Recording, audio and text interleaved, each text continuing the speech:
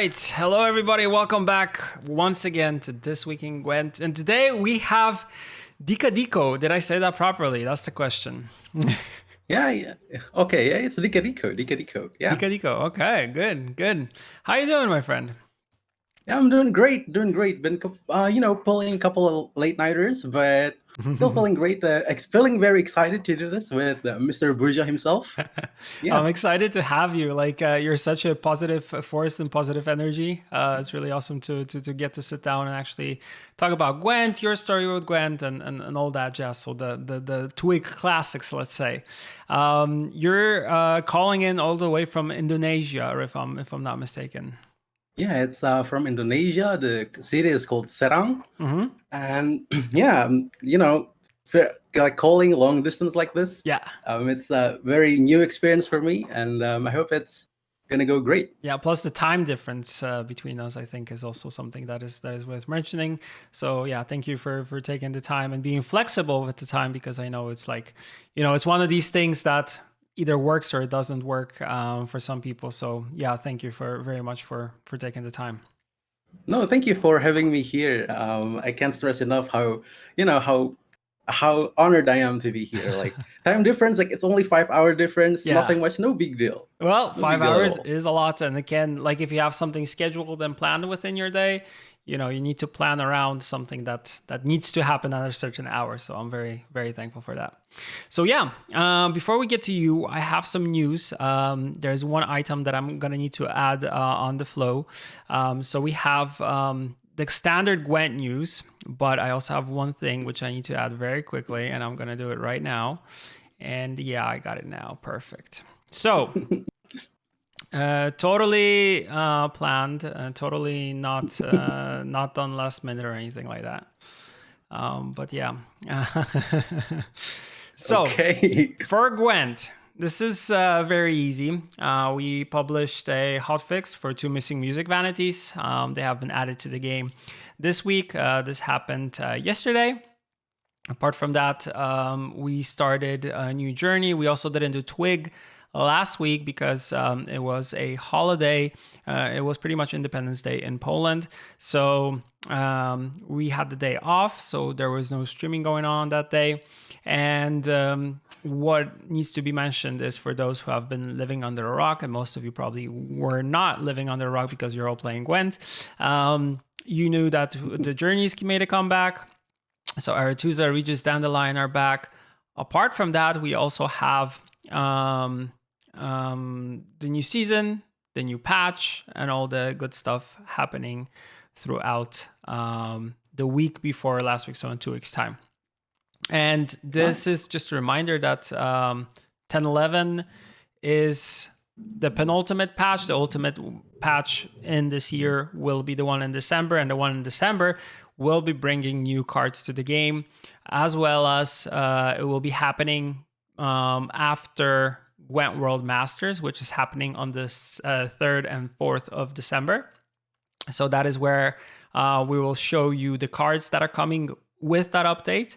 And yeah, everything will be leaked there. And also there will be some updates in terms of like what's going to happen with Gwent moving forward in terms of a roadmap segment with me and Vlad. So get ready for that. And yeah, so everybody's probably wondering when that would happen. And for those asking, yes, it's going to happen in World Masters. So during the stream that is going to happen there. Of course, all the videos will be uploaded to our YouTube channel. For those of you that want to check them out, they will be there. And also what I wanted to mention is on the 26th and 27th of November, there's a Gwent gathering in Germany. So pretty much if you want to meet Gwent players and fans and you happen to be in Germany, you should totally check out this event. It's in Unperfekthaus Essen. I hope I did not butcher that. But yeah, for sure you should check it out. It's going to be really cool. I wish me and Ryan or someone else from the team could make it, but timing at that time is not too perfect because we'll be all fully focused on everything World Masters. So It will be hard to make it in person. But yeah, there will be a tournament. There will be quizzes. There will be more. You can. There will be some surprises. There will be maybe some cool gifts for people. So yeah, there is pretty much a lot of stuff to check out. And actually I have the organizer here in chat, Maxo, saying that if you want to check out the gathering or learn more or get some information about it, he posted a link to the Discord, and if you go to that Discord, you can get more information about the event itself. So yeah, something really, really cool happening in Germany. So if you're there, if you're not there, go there so you can check it out. Easy, right? Easy peasy lemon squeezy. Pog. Yeah, really cool. All right, you heard the Yeah, you heard the man. Un perfecto Germany player gatherings and World Masters. Chat. Yes, very nice. Yes, a lot of cool stuff going on. So I'm really excited about that. And also, yeah, new cards I think is something that always is exciting for the player base. Plus, the art from this set, I always say this, but the art from this set is just really, really good. It's always really, really good, but I feel like it's with every new one, I feel like, oh man, this is even better. I think there was only one set where I think the community disagreed with us when it comes to the art. So the art was pretty much not up to par. I don't remember which one it was, probably for the better, but there was one which kind of was like, Okay, maybe it's the self-eater art. Maybe. I've seen like some, polarized reaction from the community, like, oh man, the art was definitely memorable. Yeah, there are some of these that kind of leave a mark on you, and in a good way or a bad way. So those are the ones that are kind of and yeah, so that's one of them. And yeah, before we move on to discussing everything Deekadiko, I also need to do the draw show, which Ryan just mentioned in chat. Because like I said, 3rd and 4th of December is World Masters, but we need to know what the pairs will be like for that event. And we're doing this earlier than we normally do it because we need to pretty much start getting things ready for the divination challenge, which we do every time for World Masters, where you can predict what are going to be the scores in between the quarters, the semis, and then the final. So which players will progress where. And I actually have this time like this weird bowl thing, and actually the cards, they're very like they're very thick and they're very like sturdy. You can even shuffle them, which is going to make my life easier because it's going to be much easier to pull them out and actually read out the names without any problems. So they, as you see, they have been shuffled. There is no RNG here. They're all the same. They have this really nice finish on them, and I will throw them into this magical bowl, which I will still mix up without looking into it, of course. And I'll be pulling out the names. Draw show for Gwent is very easy because you draw one name, which is always the blue player, and the second name is the red player. So we have all these cards. I'll shuffle them again. So there's no, I just want good, good splits. So someone doesn't go, oh, it would be better if this player played against this one, or why is everybody from Poland playing against each other, which is always something that we try to not have. But yeah, shuffle. Yeah, shuffle them again just in case. Yeah, we're professionals here. Throw it in the bowl. They're in the bowl. And yeah, mixing once again and pulling out a name. So first name on blue coin, first quarterfinal is going to be Trusky. Yeah. Really like the way these turned out. Kudos to Dominika, my wife, who made these. They're so very sturdy. And she made them because she has better handwriting than me. I have terrible handwriting, and it's handwritten. Yeah, it's handwritten. Oh, that looks very nice, dude. If we printed this, that would be crazy. Second name, red. Oh, it's Danny Rice, so it is Poland versus Poland. Oh, okay. The chat's going wild. Yeah, people are not gonna be very happy about that. Not gonna be happy about that. Um, in this case, as I always shuffle, it's kind of one of these things when you play a physical card game. It's like one of those hands where you get all lands, or the ones that you don't get any lands. So if you're playing Magic, of course. So shuffled again, mix them up. Second pair for the quarters is Poisound from Colombia. Who's down? Yeah, going against Gandalf 271. Gandalf.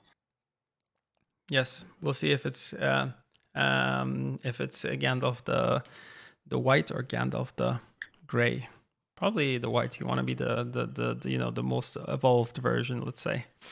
Okay, mixing once again. Third pair is going to be Kerpetten 96 going against mix Magpie 131. Oh, this is going to be an interesting one. Magpie known for right off the bat, bringing like crazy magpiles, which he's known for, and going against Kerpetten, which it's very two strong opponents and very strong players. So really cool. And then the last pair we need to draw to see who's going to be on which coin. Spelling Bee is on blue coin, and I think yes, Brother Jams is on red coin. So Cams 1, 3, 4, and those are the pairs for you. That went quickly and nicely. nice. So yeah, December 3rd and 4th, first weekend of December for those that are not good with numbers. It's very much easier, at least for me, to remember the first weekend of December. I can't wait because it is the crowning of season 4, meaning it is the end of the season, which means there will be a next competitive season most likely coming next year. But like I said, for more information, there will be some news coming in through World Masters in terms of like a roadmap update plus and developer update and all the cool stuff will be happening on that event. I'm really happy because there's going to be a lot of stuff to share throughout the whole weekend, which is always cool because I remember there were times for like the esports events where we were thinking, will we have enough cool content to share with people watching? So thankfully this time we will to have that possibility, which I'm super excited for. Okay, thank you for wading through all of this and listening in. Deekadiko, tell me, what got you into Gwent? When did you discover Gwent? Let's put the focus on you. Oh, okay. So now is the spotlight on me. Yes. What got me in Gwent? Funny you asked me that. Like when I streamed like 2 weeks ago, one of my viewers asked me the question like, what made you what made you play Gwent in the first place? And why did you stick with it? So it was 2 a.m. I was in a very contemplative mood, and so I decided to like think about the answers.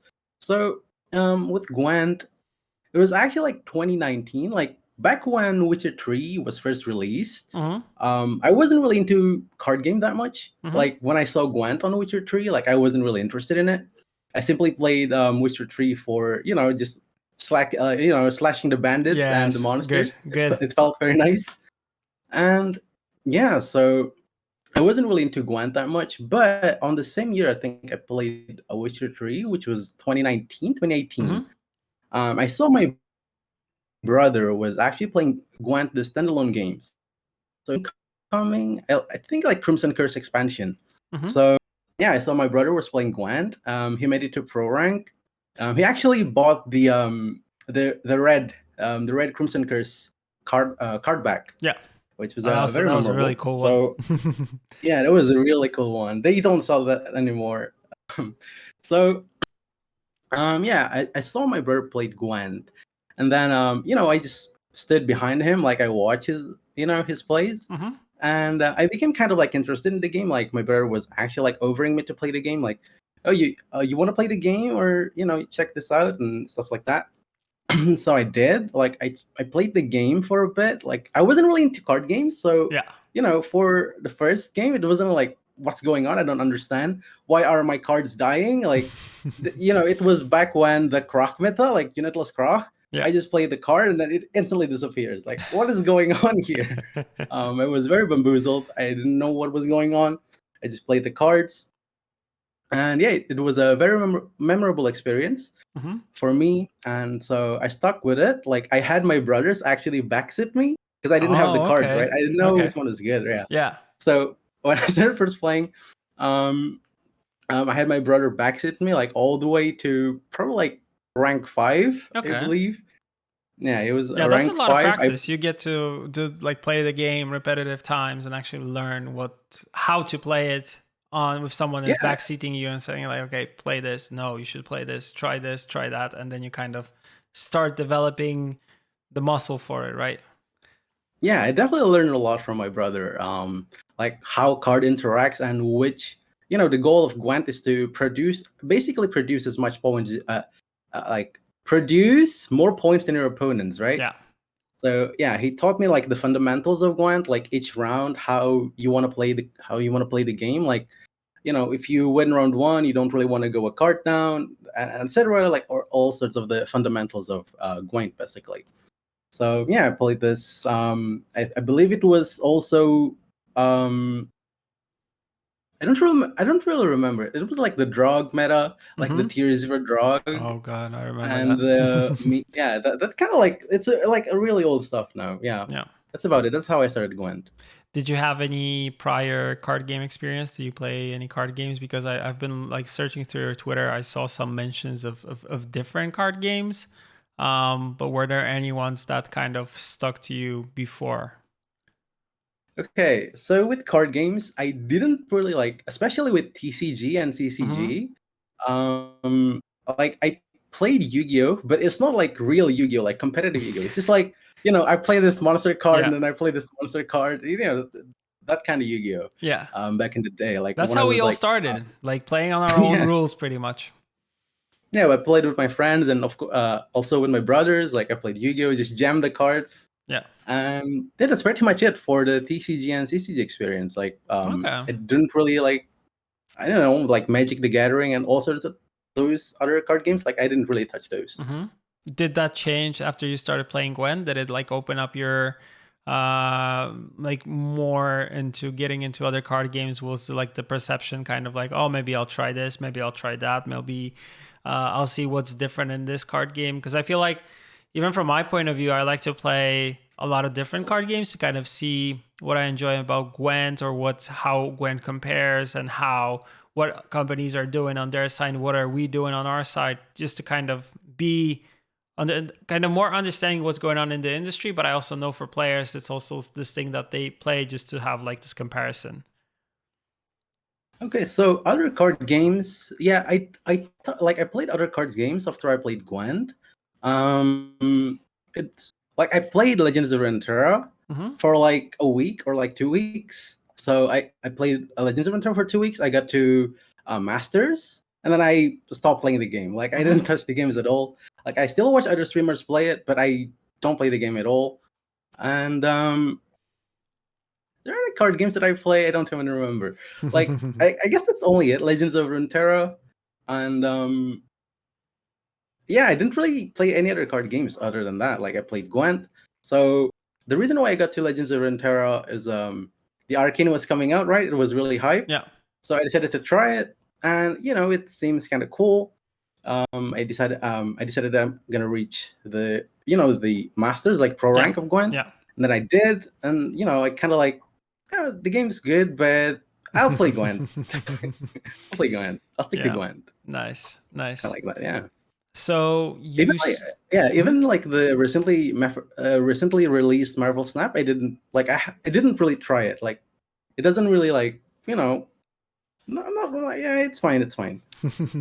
You feel like it's just too much to play like all these card games at the same time, or it's more of a fact that I would like to stick to playing what I enjoy here and what I create content for, and then I'll maybe try something different. Like, what's your approach to that? Well, with card games, there's a lot of reading, right? Yeah, for Like sure. I'm very like saying this might might bring frown to some people, but reading cards, just like learning the strategy, takes a lot of work for me. Like, It does yeah, for no, everybody. Like reading the card is the hardest part of playing any card game. yeah. So reading the cards is kind of like, I'm good. I'm good. I'm just gonna stick to Gwen. Yeah, I always Yeah. laugh about this because in any like other card games and videos, like the most important thing that all the creators always say is like, yeah, just read the card and you'll understand it. But also sometimes you read the card and you're trying to understand it, but it is different when you see the card in play and being utilized and used. You're kind of understanding like how you can play it, what you can do with it, and it kind of broadens the perspective in terms of like how to play the whole thing and how to understand it. So that's also another thing. And yeah, and also the thing like remembering how to play all of these card games at a pretty like high and more or less competitive level. I'm not saying that maybe like competitive in terms of like top 500 players and stuff like that, but competitive in the sense that you're climbing consistently every season or you're always in pro rank and stuff like that. It takes a lot of work and focus to actually sustain that. So having other card games as distractions can be problematic. Although you mentioned Marvel Snap, I feel like it's one of those games that we kind of have on our phones and can check out and play in between the games that we normally enjoy. So it's kind of become like a go-to thing instead of, I don't know, TikTok, Instagram, Twitter, which is not doing too well, Facebook and all that stuff, right? Right. Yeah. Yeah. When did the whole like content creation part take off? Was it the fact that you started streaming something before and then you kind of focused on Gwent? Because I saw you have a YouTube channel in which you have like a lot of really, really cool videos that, Thank you. go back to like 2 years ago. And before that, you weren't really doing anything other than this, so this was kind of the main focus for you. Is it just a sense of you taking your streams that you do and then translating them over to YouTube and posting that content? You're almost hitting 1,000 subscribers, so if you go to Deekadiko Gwent, you can check out the channel. But you're also on Twitch and you're on YouTube. How did the whole thing kind of took off for you?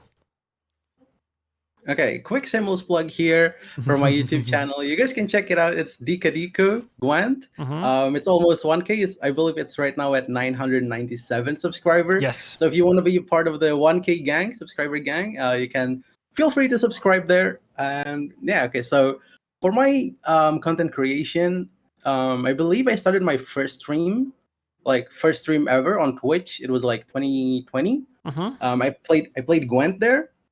So I was looking for kind of like a community, right, in Gwent, because playing there at the time, I kind of want to start talking to people about Gwent because there wasn't really anyone around me who plays Gwent other than my brother. Yeah. So that's why I started streaming, and I saw a lot of kind of like a positive. It's not like positive response, but the Japanese Gwent community actually are very welcoming. On like first my couple of streams.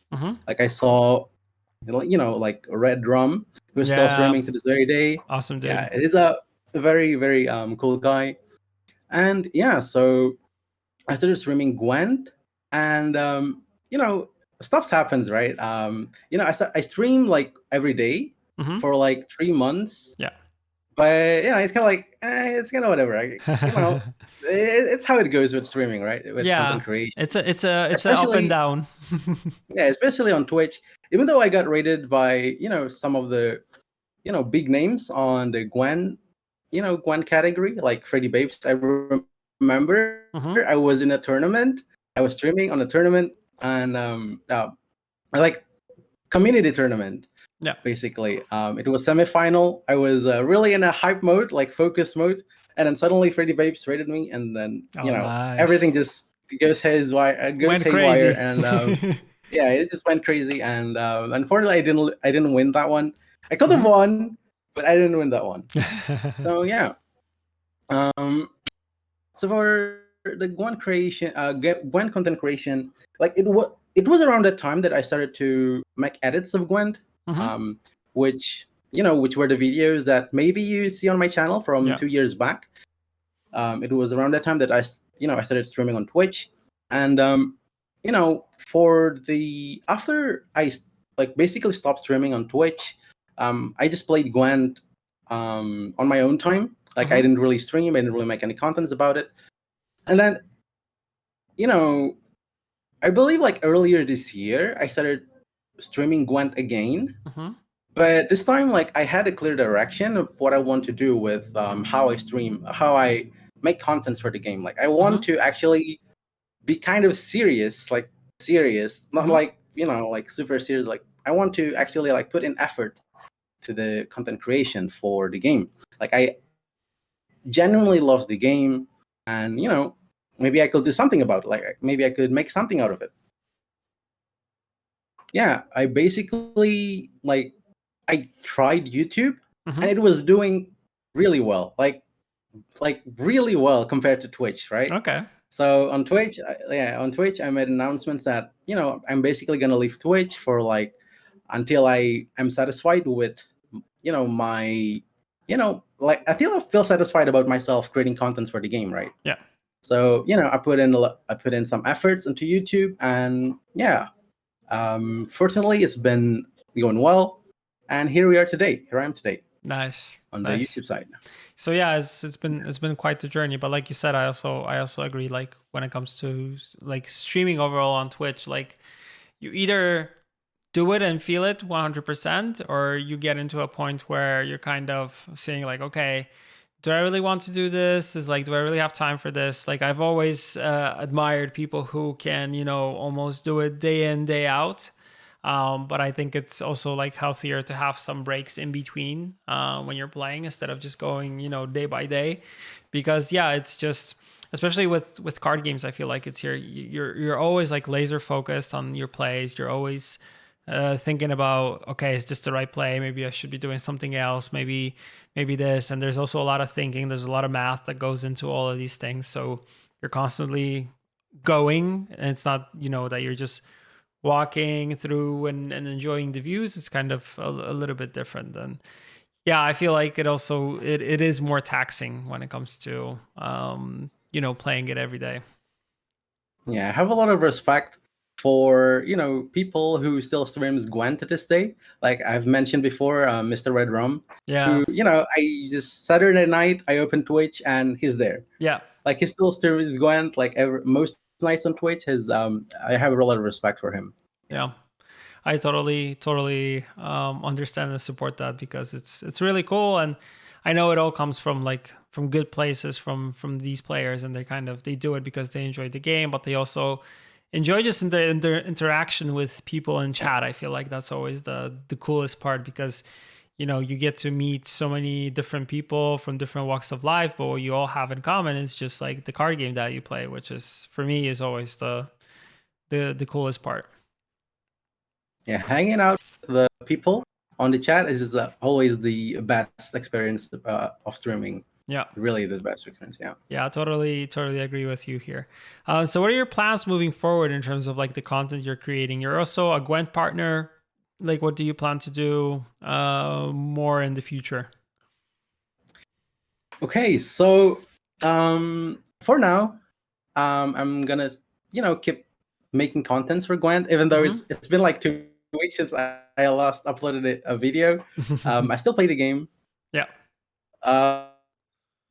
Make contents for the game still, but for the future, I heard that there's this new Witcher project that CDPR is working on. The project Polaris. Maybe it's the Witcher remake, right? Is the Witcher remake? The Witcher, there is a Witcher 1 remake, and there is Polaris, yes. Oh, it's a different project. Okay, so the future CDPR's project, I'm planning to also make contents for them when they came out, and hopefully. So about the future, I don't really know. I'm not really certain on what's going to go right or what I'm going to do. But Hmm. for But that's now, also fine. Like, uh, taking it easy and pretty much doing your own stuff and kind of like having a more or less plan in terms of like what you want is fine. But it's like, you don't have to say like, oh, I'll be for sure streaming every day and stuff like that, because like, it's a hard thing to commit to like full time and long time, right? yeah, I like to be flexible about my plans going to future. I don't really like, I want to do this, therefore I'm going to do this 100%. Like, I'm just going to stick to it. I'd like to be more of, this is why I enjoy at the moment.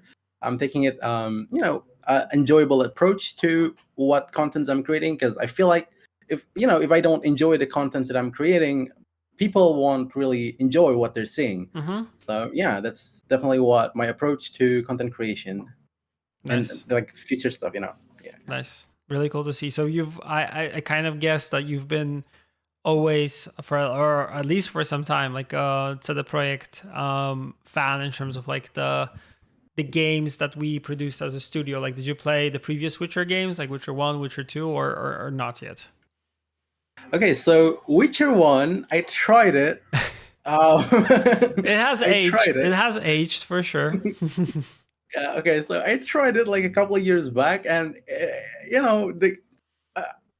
uh, some people love it, but it's not for me. I love the Okay, story like of it. The gameplay part, well, that's pretty much, it's acquired taste, I would say. yeah, it's a big hurdle for me to actually get over the gameplay part. But I tried to get into the story, like watching other people's playthrough, Hmm. and yeah, it's good. It's good. So yeah, I didn't really play Witcher One that much, Hmm. so I can't really say anything about it. But on Witcher Two, um, I played it. I only played like one playthrough of the game. Yeah. It was kind of fun. Like there's some things that still on my mind, like Did you go with how. Jorvit or with Roche? That's the most supporting question. Okay, so I planned on going switching sides to Yeah. like one time I was with Yorveth and then Hmm. I'm with Roach, like those kind of Yeah. like switching sides. But then the game just ends, so I was left with like I was left with like endings that I don't really know. Like, is it like this one or this one? Like, is it Yorveth or Roach ending? Like, I don't really understand. Hmm. Yeah, I was like switching between sides Yeah. more often. No. Okay. Okay. And so that's Witcher 2. Like, yeah, it's pretty good experience. And Witcher 3. Yeah, The Witcher 3, the game that, I played tons of hours. I put in tons of hours in it. I really enjoyed it.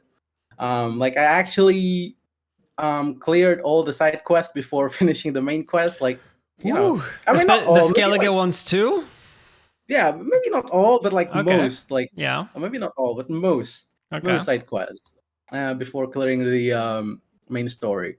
Yeah, the game is really fun. Like as I said before, I really enjoyed like slashing the bandits. Like I Yeah. actually installed the mod to allow the fatality Hmm. mode. Yeah.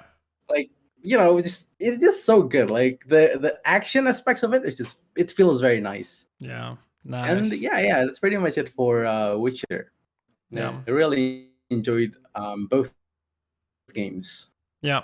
I have to Witcher Two agree. and Witcher Like, Three. but for me, like I played Witcher 1 when it launched. So I played Witcher 1 back in like 15 years ago. So for me, it's one of these things that, it's a game that will always be super close to me because it kind of began for me the whole like Witcher journey. It's the first one that I played. After that, I played Witcher 2, then Witcher 3, of course, and it's kind of like this story, and also you see how the company is kind of evolving and progressing and how things are changing. So it's something that I appreciate also from that standpoint. But yeah, like I was also like thinking about it and talking to some people this week. Like we announced on the 14th, if I remember correctly, that there will be a next gen update for The Witcher 3 Wild Hunt coming out on December 14th, which is going to be free for everyone who already owns the game. And it's one of those games that I really, really want to replay now because I haven't like thought about it. It's been 7 years since Witcher 3 launched, and it's going to be really cool to like go back and play the game once again, do all the quests once again, and kind of do like a fresh playthrough of the base game, because I feel like it is one of these games that you from time to time want to come back to. And I'm not saying this because I work in CDPR. It's just because I am a fan of the game, because I was a fan of the game before I joined the company, if that makes sense. Definitely, like Witcher 3 is like a timeless masterpiece. Like you can just boot up Witcher 3 right now and play the game and have a blast. Exactly. That's a really, really good game. Yeah, it's a really, really good game. Yeah, I have the same thing. I kind of go back to like Blood and Wine from time to time, and you just do a side quest or do like one of the main quests and kind of progress through the game, just like that thing as a separate thing, just for the fun of it. So I totally understand that. Definitely. Yeah. I know you had some questions for me prepared. So if you want, we can go through these, unless there is something else that you want to discuss, because we're 40 minutes in, and I wanted to give you some space to drop your own questions, because I think you prepared something, if I'm not mistaken. Okay, I said before the stream starts, I said that I have some questions, but it's actually like one question. Like Okay. I'm really interested in how you got involved with the Cyberpunk Edgerunners project, and like Cyberpunk Edgerunners. I when Cyberpunk came out, they were announcing like an anime of it. Yeah. Like I was a fan of anime, so I was really excited to. Ooh, what's your favorite anime? Before we get into Okay, that. don't ask that question. Favorite anime is a really hard question to answer. Yeah, because all of them are cool. Yeah, all of them are cool. I really like a lot of animes, but if I had to pick one, okay, I'm not gonna answer it. Okay, so yeah, I was a fan of. I'm a fan of anime, so when Cyberpunk came out, I was really excited for Edgerunners, and I saw you. You were on the live stream on CDPR's channel, announcing the Edgerunner. So I'm kind of curious about your involvement with the project and how did it go basically. My involvement was very simple. I was pretty much there for the launch party kind of night. I've previously, before that, I've done Night City Wire, and which was for update 1.6, which came out at the time where when Edgerunners was coming out, and it was also the Edgerunners update, which was connected to Cyberpunk 2077. So I got to host that video for the first time. So I was super excited about that. I wanted to also do a little bit more things for the company when it comes to just streaming, when it comes to like making videos, because it's something that I just personally enjoy. And then I got an opportunity to kind of do the launch party / opening night for Edgerunners, and I've already watched the show like throughout like the whole thing from episode 1 to episode 10.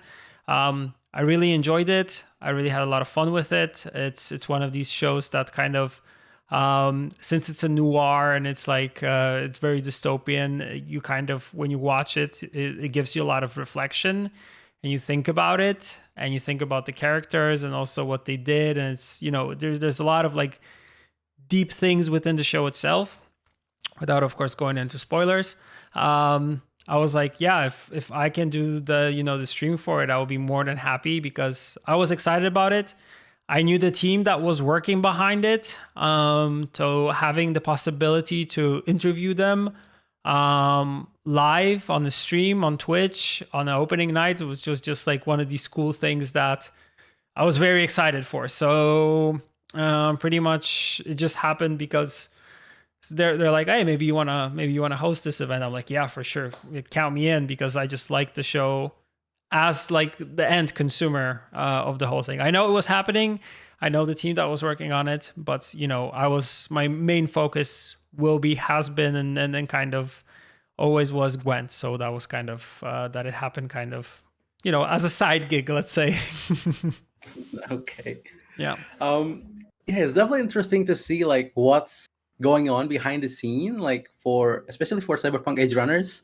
I feel like the show, it's just really good. Like I haven't seen the studio Trigger that made the show. Like it just landed perfectly. Everything. Yeah. it shows the trigger side, like the trigger aesthetic, Yeah. but it also has this, the feel that I don't know, it's quite hard to describe, but it's just really good. Yeah. It's just that's all I can say. It's just really good. Yeah. I'm really It's really cool that you I'm mentioned really excited this. for the show. Yeah. Yeah, it's really cool that you mentioned it Go ahead. Go ahead. because we were also in Lucca in Italy like a couple weeks ago. I think it was like 2 weeks or something like that. And where we also did a panel there where we had also like folks from Trigger actually during the event itself.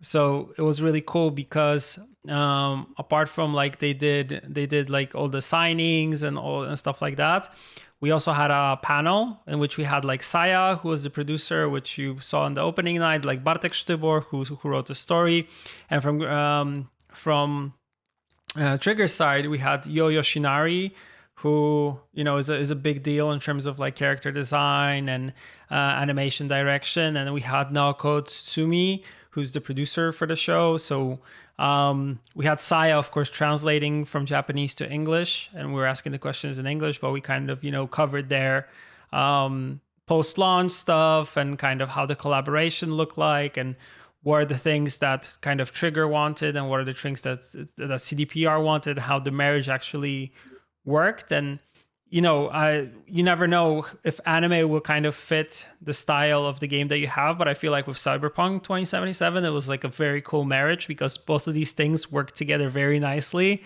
And when you think about Cyberpunk and you think about the neon lights in the city and all that stuff, that it kind of it had this really cool vibe that kind of totally worked with anime. And there are things like Ghost in the Shell, Akira, and like all these names always come back, and these are like cult classics right now. So I feel like it was the perfect combination here.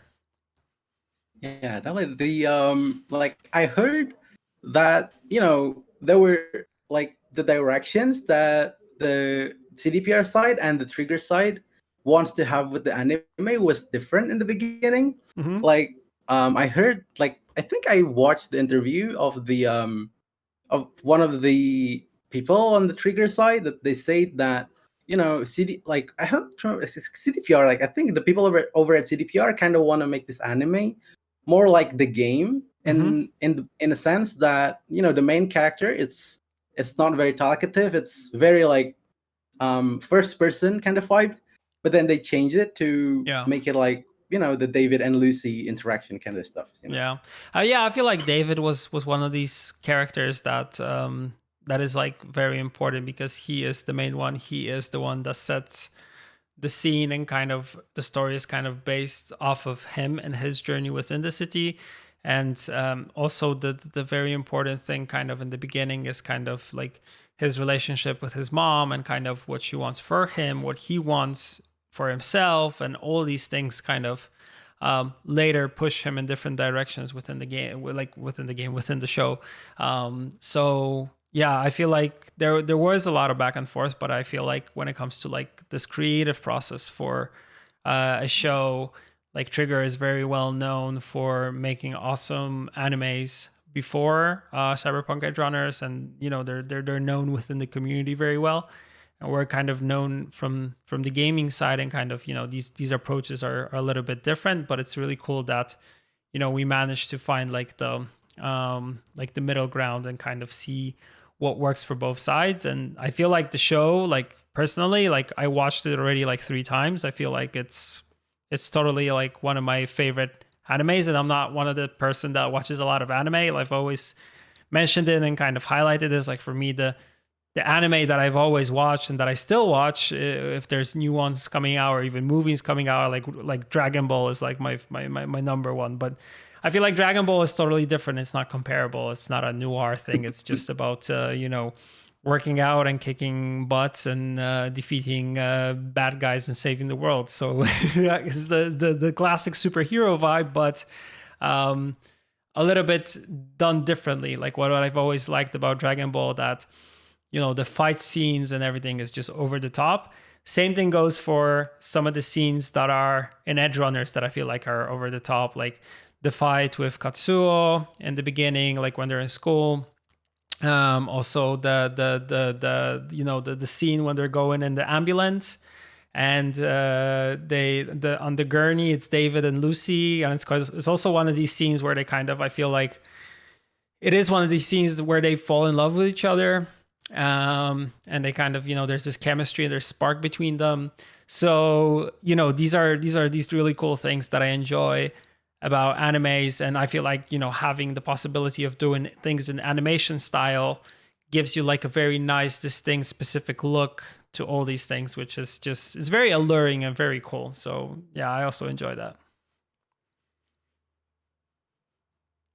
Great scenes from Edgerunners. Yeah, I can't even begin to count like how many like are there in the shows. There's just so many, like you said before, like the fight scene with Katsuo, like Daphne just beating the crap out of him, and of course the David and Lucy, as you said, the just Lucy basically dragging him. Yeah, it's just very, very nice, especially when it.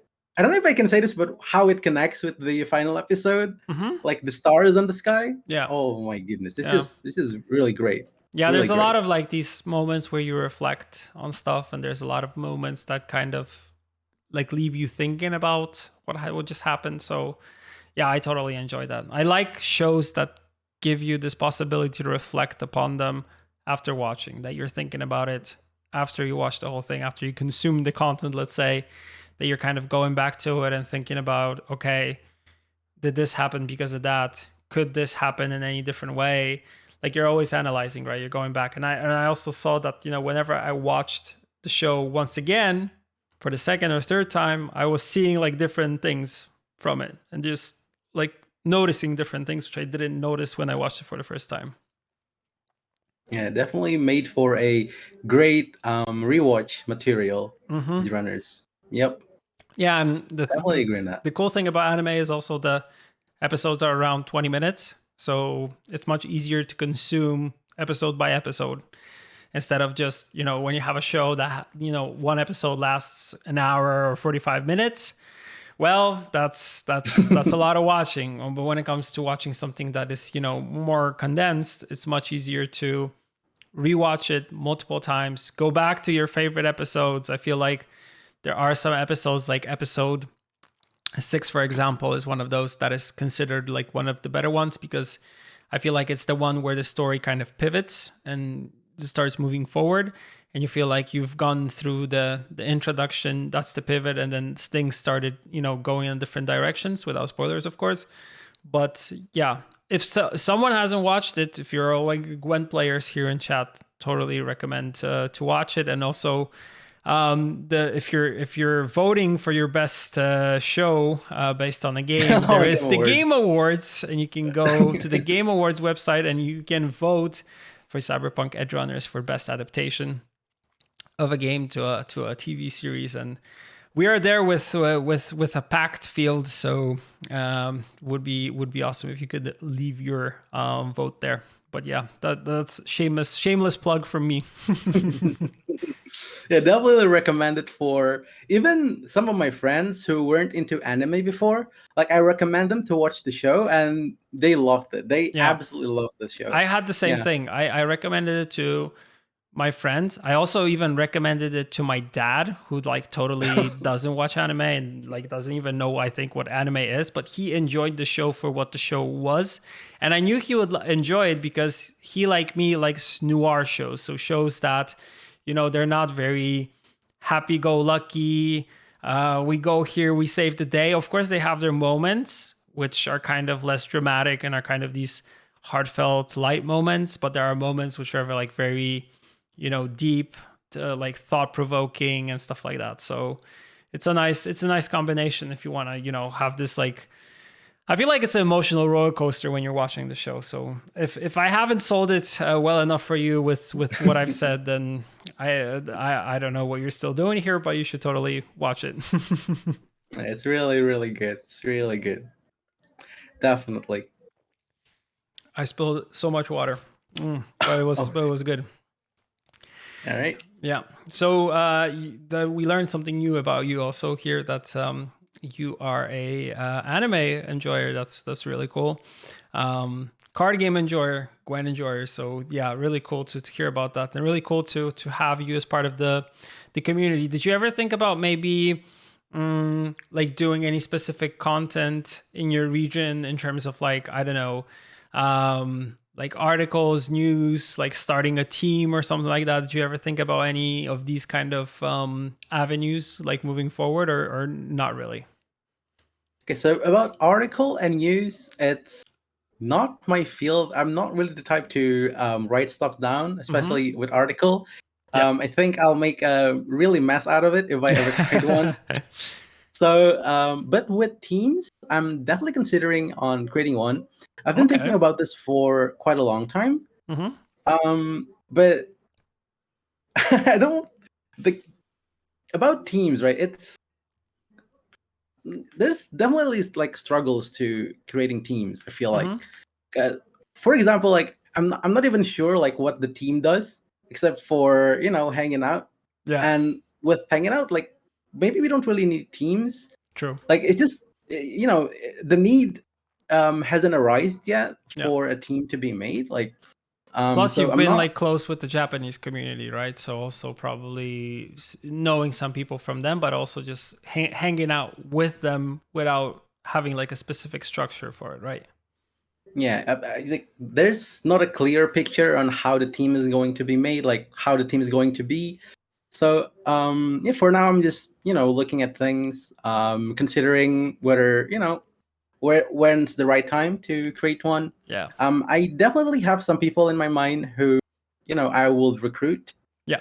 to the team that I will be making, but yeah, I'm just waiting for the right chance. That's just I get it. to say that. Awesome. Awesome. Really cool. Yeah. All right. We'll be slowly wrapping up. Congrats on the 1,000 subscribers on YouTube, because I see you've reached the goal. Easy clap. Oh, thank you, chat. Thank you so much. Oh So my yeah, that was goodness. that was easy. You were just like three people away, so I feel like you will Easy have clap. a bigger cushion this time for it. So kudos to you for that, and also thank you for making the content that you make, and also thank you for making the content that you did previously on Twitch, and that you might go back to. But yeah, no pressure, of course. It's not like I'm pushing anyone to do anything.